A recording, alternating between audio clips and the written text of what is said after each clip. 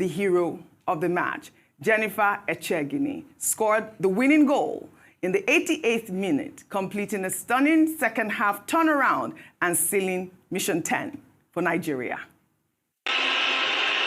Okoronkwo against Mrichi. Okoronkwo sends her the wrong way. Nigeria right back in it. Still Okoronkwo with an opportunity for her second. Squares the ball. Nigeria are right back in it. Ijami Lucy. We get another one. And again, Okoronkwo with the left foot. Floated up. Running onto it. They've got a third. Nigeria are about to pull off a massive turnaround. Okoronkwo's free kick.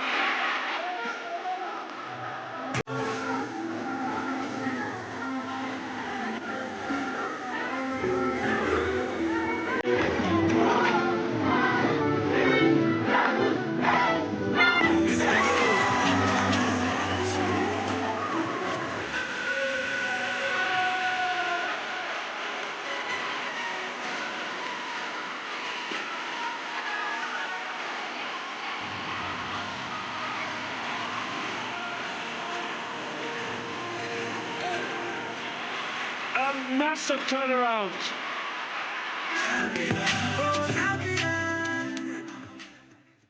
I mean, this was the moment to remember. I mean, they have really made Nigeria proud. Of course, Esther Okoronkwo was the star of the match with 1 goal and 2 assists and was named player of the match, while Super Falcons captain Rasheedat Ajibade was named the best player of the tournament for her overall influential performance and leadership. Additionally, Super Falcons goalkeeper Chiamaka Nadozie secured the Goalkeeper of the Tournament award, having conceded only 2 goals in open play throughout the competition. The Nigerian team also received the Fair Play Award.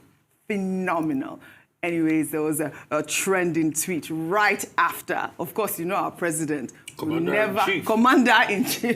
Give not them the disappointed. mission, and they did it. All right, let me read his tweet there. He wrote, "They chose to accept this mission.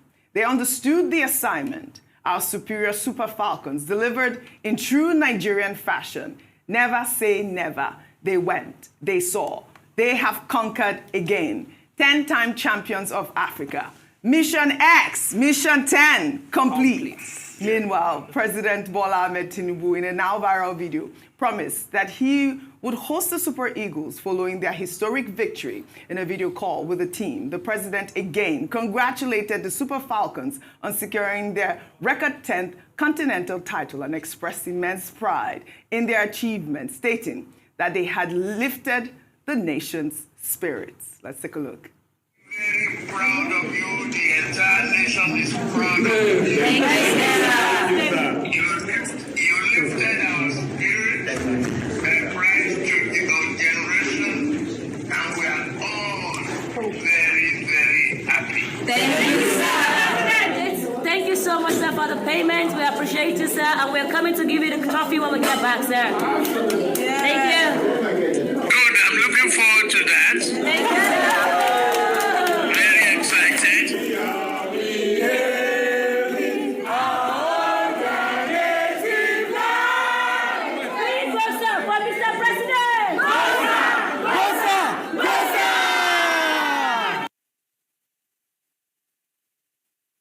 All right, this was fantastic. I love that the team captain, Rasheedat Ajibade, thanked the president for approving the full payments of the players' allowances. That's good, and confirmed the team's eagerness to present him with the AFCON trophy in Abuja. Of course, I'm starting with your favorite Nigeria. Really quickly before I take this one. You know, I think we've said a lot already around this victory, how exciting it is, how inspiring it is, especially because there were reports that the Moroccan fans were using lasers on them at some point during the match. So just imagine being against so many odds stacked up against them. But this team itself is star-studded.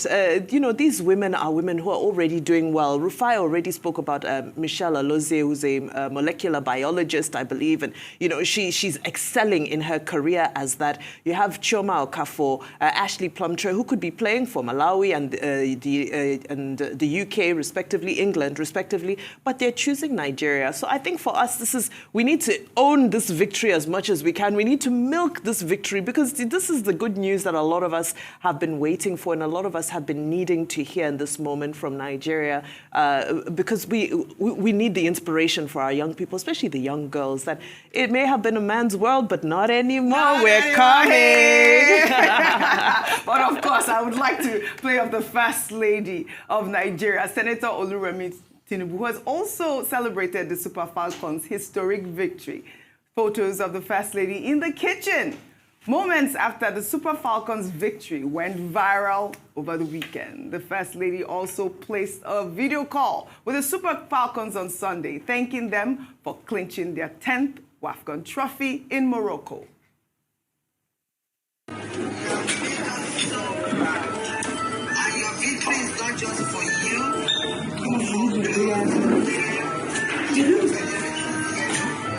You've done also that hard work pays. You've shown the indomitable spirit of the Nigerian spirit. And you know the popular saying, Nigeria not the carry last. We know that. Nigeria know they carry last. Of course, let me just take one reaction. And I really love this tweet from Shehu Sani. He wrote, 4 things that unites Nigerians. 1, Super Eagles when they are winning. 2, South Africans when they launch xenophobic attacks on Nigerians. 3, our artists when they win a Grammy. 4, Kemi Badenoch when she attacks Rufai on fire. Go on. He's spot on. Yes. I mean, this is very emotional for me. I'm really excited. Rufai, you tearing up? I mean, I've been an emotional wreck, you know. Okay. And I mean, it just shows the greatness of the country. And that's why I said, Audrey, before, when people are now trying to divide us on the lines of politics, they shouldn't do it. I mean, nobody cared where these girls are from. All we know is that they are Nigerians. Yes. Nobody cares where Ashley Plumtree is from. Did you see that? To date, nobody can even tell me the state Ashley Plumtree is from in Nigeria. No need. No need for that. Yeah. But all we know is that they are Nigerians. They went out there to fight for this country. And that's why this country, we cannot give up on this country, because it's worth fighting for. Yeah. Because when you think it's all over for Nigeria, there's a way Nigeria comes back and it fights back. And it's that unusual spirit, that can do spirit, that never say die spirit. When you think, oh, it's all over, this country rallies back. And it's something in the people. It's something in the creed being a Nigerian, something that cannot be dominated, that cannot be quashed, something that makes us stick, something that makes us turn our trials and tribulation into fun and comedy, something that makes us excited about the possibility of tomorrow, even when we see hopelessness, something that speaks forth in the deep genes of every Nigerian, that makes that Nigerian proud. From the east to the west, from the plateau to the Niger, that thing that keeps all of us going on, irrespective of our differences. And that's what makes us stick in this country. Fantastic. Because we know that we are not perfect, but we know we are whole. All right, Dr. Abati. And that's what makes us Nigeria. And that's what was exemplified here. I love that. Well done. If only our leaders would get this. A quick sum up. Okay. In addition to all the things I had said this morning with the Super Falcons, I think this should motivate government, either at the federal level or the subnational level, to continue to invest more in women's football.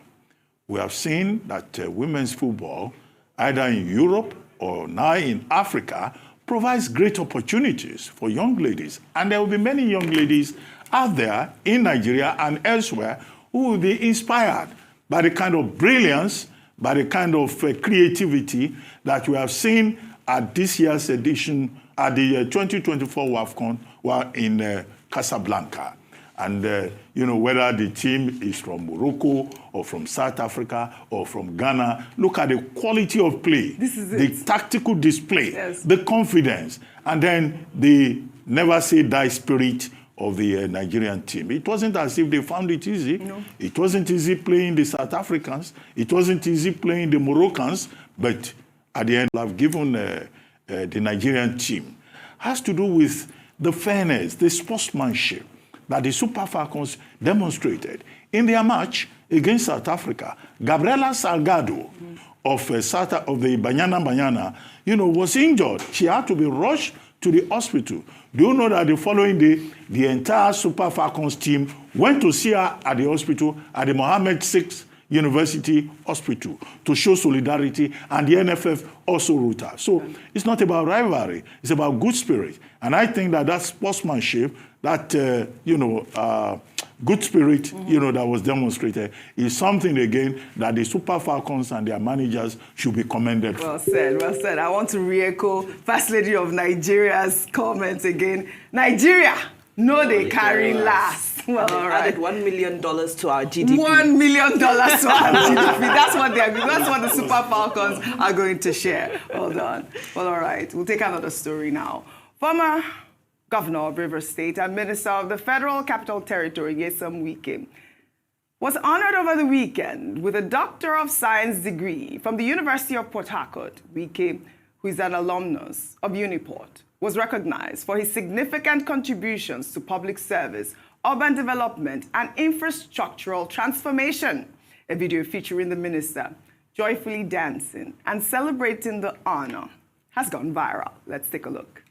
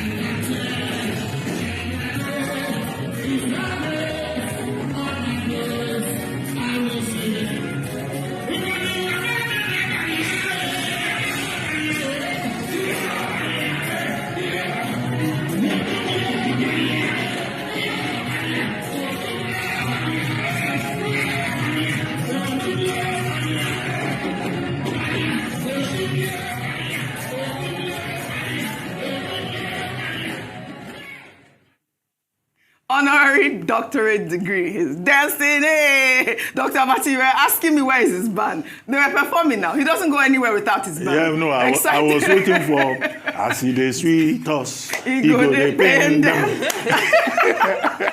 But in any case, I think a minor error there. Yeah. He didn't attend Uniport. Yeah. I think he attended River State University of Science and Technology. Everywhere it says Uniport. However, he's been honored.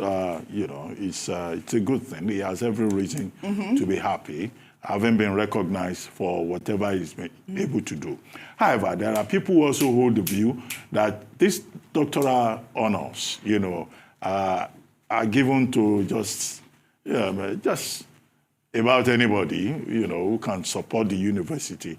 And I think that these universities, I'm not talking about Uniport, just generally, just need to, ensure standards, and not just that, you give honorary awards to either politicians or people who occupy government positions. The third point is that everyone that gets a degree, either DSc, D.Lit, should know that it's called honoris causa. It's a honorary thing. So one of the problems you have in Nigeria is that when somebody gets a degree, honoris causa, they go about calling themselves doctor. No, in Ghana, the Ghanaian authorities have to issue a statement to say that, look, if you have DSc, DBA, D.Lit, whatever honoris causa, don't go about calling yourself doctor, so. Because a PhD is earned. So don't just say because you have a ceremonial certificate, which of course says you are a prominent member of society, you are making a contribution, but don't go about saying I'm doctor this, doctor that. That's very ridiculous. All right. You know, within the academy. I like that. We know we've been trying some to people take. are saying Wiki attended Uniport for first-degree political it's science everywhere. before Yes, studying law. yes, correct. But I saw. I'd always thought he attended he's River State an Science. alumnus. Thanks for that. Of Uniport? Yes, Dr. Abati, that's the story out there. Well, all right. I mean, this was fun to watch. Do you want to say something, and I'll quickly take this other story? For Dr. Wiki? Yes, Dr. Wiki. No, let me talk something You want else. to leave violence for Dr. Wiki. Dr. Wiki has danced now. He has danced now. Rimba, you want to say something? Yes. See how far you've brought me. Are we serious people here? Truly, see how far. That's the But song he this was is dancing it. to. Yes. Dr. Wiki. See how far he is. But I mean, With due respect, Dr. Abati has really hit the with nail on due the respect, You all can't this be Dr. Abati is celebrating. talking, Yes. You know, intellectual. We are too serious for my liking sometimes, Dr. Abati. Please, as from today, Yes. I must have to mandate you. Yes. You must call him Dr. Yesom Wike. Failure to do so, Yes. there will be consequences. All right, Dr. Rufai. You know that you're a doctor too. Dr. Rufai. I don't come degree. Well, all right. Dr. Yesom Wike. In fact, I will send message. It will be part of editorial notes. Well, all right. As policymakers. All right. Well said, guys. We'll take another story now. Veteran entertainer and activist Charlie Boy has publicly criticized the Bariga Local Council Development Area in Lagos State for renaming the Charlie Boy bus stop after popular rapper Olamide. The Bariga LCDA, as part of a broader initiative to honor notable individuals, renamed several streets and landmarks, including changing Charlie Boy bus stop to Bado bus stop after Olumide's nickname, eliciting a flurry of reactions. Let's take a look. Ilaje Road will now be called King Sunny Ade Road. Ajidagon Street will now be called Olamide Adedeji Bado Street. That means that Charlie Boy bus stop will now be changed to Bado bus stop. No more Charlie Boy. No more Charlie Boy. Why the need for I don't know. No more Charlie Boy? You will know the kind of mindset behind This is it. But you know that Charlie Boy will respond now. He Charlie did now, Boy. of course, Oh, on yeah. X. Charlie Boy, in a post on X, stated that renaming the bus stop was a deliberate attempt to erase his decades of activism and social defiance. He stated that the bus stop earned its name organically from the people due to his consistent fight for them, not through political patronage. He also emphasized that while physical signs can be changed, his legacy, which he says is carved into the history of Nigeria and etched into the minds of those who still dare to question authority, cannot be erased. Of course, the renaming of the streets and landmarks in Lagos has sparked mixed reactions, including from activist Omoyele Sowore, who described it as a politically and ethnically motivated vendetta by the APC government. Sowore characterized the renaming of the Charlie Boy bus stop as cynical and spiteful, describing it as an attempt to rewrite history and silent dissent while discrediting opposing voices. The activist made these comments in a social media post, adding that the actions were vindictive, haphazard, and laced with ethnic undertones aimed at targeting specific ethnic groups, punishing political opponents, and erasing legacy. Also, human rights lawyer and senior advocate of Nigeria, Femi Falana, condemned the trend of renaming streets and bus stops in Lagos State, deeming it unconstitutional, illegal, and authoritarian. Falana emphasized that the power to name roads, streets, and houses lies exclusively with local government councils, as stipulated in the fourth schedule of the 1999 Constitution. He criticized the renaming of Charlie Boy bus stop to Bado bus stop, arguing that the original name was organically given by local communities due to Charlie Boy's societal contributions. Renaming it without community consultation, he stated, was disrespectful and, of course, like he highlighted, authoritarian. Go ahead, Rufai on fire. Yes, so I have a lot to say because I had to do some digging. At first, and you see, that's why I keep saying we should not divide this country. This country is beautiful and blessed. Why was it that it was after the skirmishes that happened after the political season in the last elections in Lagos, all of this started? Because it's not only in this Bariga area. There was another one too in another local government in Lagos that a lot of names were changed. Secondly, I dug deep, Oji. That place used to be called Second Pedro. There was no official naming that made the place Charlie Boy in the first place. So you removing a name that was not official shows spite. There was no official naming. How did that place come about? I dug deep. I even called. And he said, because I wanted to get all the empirical facts, he said he moves there in 1989, just before his prominent 1990 album dropped. Yeah. But he did a lot for the people there. He said on his last count, because he used to do endorsement for motorcycle companies and the likes, he said they had given over 2,500 motorcycles to Okada riders and people around there as a form of empowerment. He said there were many people that they pay their school fees there. In fact, he said that some people even opted to change their name to Oputa. Many scholarship schemes, and he helped the area. He was a tenant in that area. He didn't own a house there. Although on the flip side, some people have now started bringing another allegation that he didn't pay rent when he was there and all of that. But he said he did all of this because of the joy and passion. He said how he put Bagada on the map. You know, he had one of the most watched shows on Nigerian television. A lot of people don't know that Charlie Boy is one of the godfather of Nigerian TV. His Charlie Boy show on TV was highly revered in the 90s. And it was syndicated all over the country. Many TV stations. And he would do his candid camera on the streets around Bagada. So it is sad that this is happening at this point in time. We are supposed to be uniting people. Yes, this is it. Not dividing them. In fact, even Dr. Bani SCN made a very strong point around this, that we cannot go on this way. Falana had made this strong point. Guess what the people that renamed it, they even got DJ on the street to be telling people that you must call it Bado bus stop. For what? It will take a while. We can't build a society this way. Give Charlie Boy his flowers. You see, he might be somebody that is at a side that you don't like today, does not mean that you should erase his legacy. No more Charlie Boy. That's what he said. Well, Dr. Abati, Falana also highlighted the contradiction of Lagos State retaining colonial-era street names associated with oppression while replacing names honoring positive Nigerian contributors. He called for an end to arbitrary renamings, urging local government legislative arms to institutionalize public hearings and legal processes for such decisions. I mean, talking about the fact that we still have pre-colonial era names on our streets, and they're worried about renaming Charlie Boy bus stop. Okay, let me first talk about some of those historical routes. There are some routes on the island that are named after, colonial figures. Correct.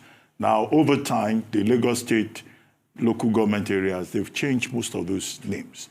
But the lesson from it is that some of those roads, there's still, some people are used to the old names. They have refused to switch. I think one example will be Kingsway Road. There are people who still call it Kingsway Road. They have refused to accept that it's now Rewane Road, Alfred Rewane Road. So that's why, the community's memory is important. And the thing about naming is that generally in Africa, there's something called naming and naming systems. We give names for a purpose. And so when you change names, you wipe out history. You wipe out part of the people's memory process, or what we call remembering process, in the literature. That's number one. And Mr. Falana says, well, the community should have been consulted.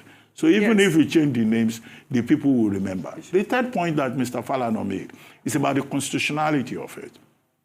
In 2002, this was an issue. When the Lagos State government, under the leadership of the present president, Asiwaju Bola Ahmed Tinubu, decided to create 30 SCDAs, or is it 37? 37 SCDAs. And, excuse me. Sorry. And the matter went all the way to the Supreme Court. And the Supreme Court ruled that, okay, states can create SCDAs.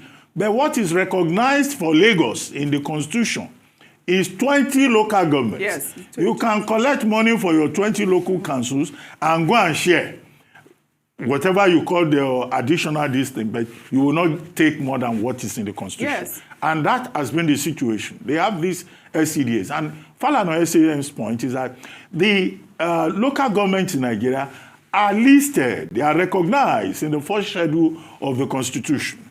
And those local governments, they are 774. Those additional LCDAs in Lagos, they are not listed. And to that extent, he says it is not constitutional. Now, the other issue here is that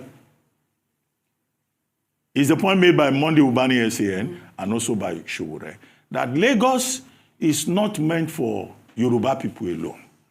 Lagos is not meant for one ethnic group or one religious group. And he was alleging that there is an ethnic undertone. All these new streets that they have brought, nice, Sonny Ade, Bado, everybody on that list that they have given names is a Yoruba person. Then they removed Charlie Boy that the people themselves named in honor of Charlie Boy, in recognition of his popularity as a force of resistance defending the interests of the hoi polloi. And then they removed that and said, oh, no more Charlie Boy. The man said so twice. His name is Kolade David.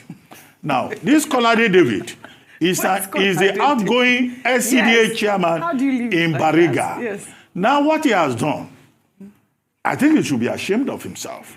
And I say that advisedly. He's not going to be remembered for the roles that he provided for the people, for local government things that he provided for the people, for his contribution to the Bariga community. He is going to be remembered for his last act, last whimper effort, renaming streets. I don't think that should be a legacy. I don't think that is a legacy that he should be proud of. This is it. Because indeed, we will advise the man who is the newly elected chairman of that SCDA that, well, he may consult with the people and consider reversing what this Mr. David has done at the last minute. He was there all this while. He was expected to do more important things. His legacy is renaming of streets. And do you know that they got painters? They started changing the name of Charlie Boy. What kind of incompetence, indolence, is this? They even got DJ. Exactly, I'm not saying it. It's now Olumide those streets, you. Don't call it Charlie Boy again. If you call it Charlie Boy, you will see Pepe. Unfortunate. Dr. Rufai Abati on fire.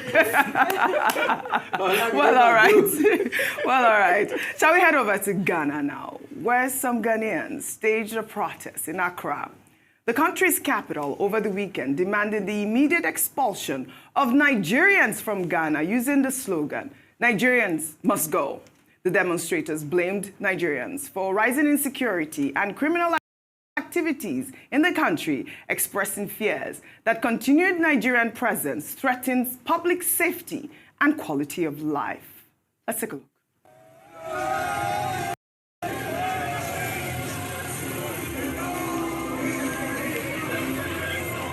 We like our small Ghana. We don't need you, Nigerian people. You are wicked. Go, go, go. We don't need you. Nigeria must go, go. We are begging you guys. There is a lot going on in Ghana. We've kept quiet for so long, and it is time we have a review. This was quite strange to watch him by. The protesters also questioned, heavy Nigerian presence in Ghana despite ECOWAS agreements and called for urgent action to restore safety. The protest followed earlier calls for a Nigeria Must Go demonstration in Ghana planned for July 19th. However, the protest had been cancelled due to a lack of police support. There was also controversy surrounding the installation of Eze Chukwudi Ihenetu as the Eze Ndigbo Ghana, meaning the king of Igbo people in Ghana, which sparked intense public debate across Ghana. The controversy intensified when images and videos of Eze Ihenetu's lavish palace in Accra, adorned with regal emblems, circulated online. This development raised questions about sovereignty, cultural identity, and boundaries of foreign community leadership within the country. In response to the opera, the Southeast Council of Traditional Rulers reportedly moved to abolish the use of Eze Ndigbo title by Igbo leaders residing outside Igbo land. In a communique, the council introduced Onyendu Ndigbo meaning leader of Igbos, as the new official title for Igbo leaders in foreign lands or outside Nigeria. Vimbai, a quick comment on this. Okay, I'll do my best. You know, when I saw this, it obviously reminded me of what happened, what happens incessantly in South Africa. Initially, we called it xenophobia, which is a traditional term that we have for when people are, when people segregate against another, not necessarily race, but people from a different place. It later evolved to Afrophobia, which is when Africans are now. Over the past 2 weeks, the headlines have been awash with the fact that the Minister of Police has been relieved of his duties. They've basically discovered a huge drug cartel within the police force, senior rank of the police force, and within the Ministry of Police as well. What does this show you? It goes to show you that, yes, there's illegal activity. Yes, there are some bad eggs. However, to attribute all of the illegal activity to one nationality in a country is wrong. And now you see this happening next door in Ghana, and the difference between Ghanaians and Nigerians is very minimal. They're closer in likeness than you would say Nigeria and South Africa, for example. And of course, Nigerians must go is an echo of that chant from 1983 under President 1983 under President Shagari. However, that was different because it was a mass deportation of illegal immigrants. This one is I'm calling it Afrophobia because these are people that they have neither identified as illegal or convicted as criminals, who they are saying that it must be Nigerians. If there's ill in our society, it must be Nigerians, which is very wrong. I think it's very important for us to condemn Afrophobia in its deepest sense, because as Africans, if we cannot create room for each other under these imaginary borders that the white man came and created for us, then where are we going? Because truly, these are imaginary borders. Well they came on a ship. We only have a minute, 30 seconds each, 30 seconds. Real quickly, see. Nigeria must go. Where? To where are we going? We're not going anywhere. We're going to be there with you in your country in Ghana. Nigerians have been settling in Ghana way back the 20s and the 30s. In fact, one of the biggest markets in Ghana is named Mokola, after a lot of Nigerians that went out there. All of this started as a political gimmick in the 60s when Kofi Bosia had this Ordinance Act to remove illegal migrants. A lot of Nigerians were removed. In 83, Nigerians still had a lot of problems with the economy. We blame illegal migrants. So we pushed Ghanaians out. But does this settle the matter? No. Ralph Waldo Emerson said what lies before us and what lies behind us are tiny matters compared to what lies within us. A lot lies within us, Nigerians and Ghana. Where are we going to push ourselves? Famous Ghanaian journalist Komla Dumo lived and grew up in Nigeria at some point. The current Nigerian president, Ghanaian president, lives around Kwara State in Nigeria. All right. The same too can be said for many Nigerians out there in Ghana. What we should do is, how can we collectively fight the perpetrators of evil and the vice and solve it? That's the question. And this matter that they're escalating, in fact, the AZ has come out to say that he means nothing of such. What they just did was they went to whip up sentiment from an old interview of something that never existed. Right. And he has clarified that. So we cannot allow this. Nigerians are not going anywhere. We must come together and make our country work. Nigeria is also adding to the economy of Ghana, just like some Ghanaians are adding to the economy of Nigeria. All right. Our common enemy is the West that has destroyed all of us, that have drawn artificial borders. We're not going anywhere. All right, we have to take our history has a way of repeating itself. First, as a tragedy, subsequently as a farce. But in this particular case, we can just play safe and say history just has a way of repeating itself. In 1954, the Ghanaians expelled Nigerians from Ghana. They did so again in 1959. In 1959, Togo expelled people from Côte d'Ivoire and Dahomey from Togo. That culture of intolerance among people we know as West Africans. In 1975, ECOWAS was established, was founded. Now, the part of the idea of ECOWAS is to allow the free movement of goods and services. But this has not really happened in the real sense of it, because that ideal has not really percolated to the people. In 1983, under Shehu Shagari, president at the time, there were people who were called illegal aliens. And Ghanaians were asked to leave Nigeria. Many Nigerians, Ghanaians have come here to benefit from the oil boom in Nigeria at the time they had the economic crisis in Ghana. So that was the origin of the word Ghana must go. Yes. Now they are saying Nigeria must go. So there's still a lot to be done in terms of integration and togetherness, and to realize the dreams of the founding father of ECOWAS. Well said, Dr. Abati. We'll take our good news report now, highlighting Fidelity Bank as it rolled out its 2025 SME Empowerment Program, aiming to equip 100 growth-ready small and medium enterprises with POS systems and comprehensive business support tools, all free of charge. Additionally, it launched its Sweeter initiative, donating 1,000 solar-powered school bags to primary school pupils.